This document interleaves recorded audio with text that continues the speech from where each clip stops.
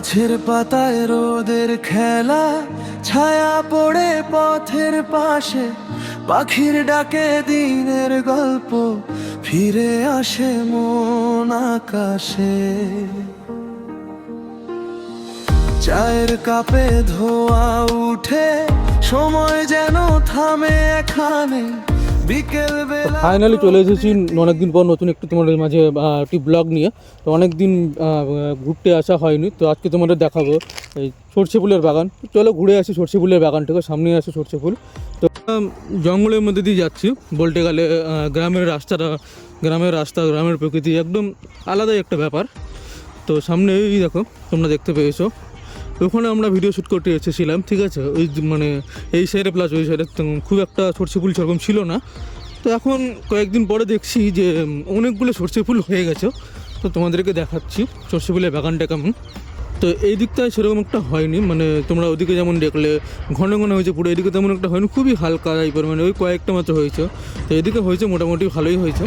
তো এখানে আমরা ভিডিও শ্যুট করতে এসেছিলাম। তো তোমরা জায়গাটা দেখে নিশ্চয়ই চিনতে পারছো, যে আগের ব্লগে তোমরা দেখেছো এই জায়গাটা, পুরোপুরি এই জায়গাটা কিন্তু কোনো রকম সর্ষে ফুল ছিল না। পুরো এই জায়গাটা পুরোপুরি একদম মানে সমান ছিল, প্লেন অবস্থায় ছিল, কোনো রকম সর্ষে ফুল ছিল না। যেহেতু বাগানটা আমাদের এদিকে নয়, আমাদেরকে নৌকা পার করে ওপারে যেতে হয়। তোমরা প্রথম দিকে দেখেছো ব্লগে যে আমরা মানে নৌকা পার করে যাই, মানে নৌকা পার করে যাই, ঠিক আছে। তো সামনে তোমরা দেখতে পাচ্ছ কত সর্ষে ফুল। এইদিকে তোমরা দেখতে পেয়েছো ওদিকটা অনেক বড় বড় ছিল, তো এদিকে অনেক ছোটো ছোটো হয়েছে। এদিকে প্রথম দিকে হয়েছিল, ঠিক আছে, তাই এখন তোমরা দেখতে পাচ্ছ। হয়তো মোবাইলে ঠিক মতো বোঝা যাচ্ছে না, তোমরা হয়তো যখন খালি চোখে দেখবে কি না তখন দারুণ লাগবে, অপূর্ব, একদম হলুদে হলুদে পুরো ভর্তি, দেখে মনে হবে। তোমরা যদি এখানে আসো ভিডিও শ্যুট বা ফটোশ্যুটের জন্য একদম পারফেক্টভাবে হবে, বিশেষ করে দিনের বেলায় কিন্তু বাম্পার আসবে।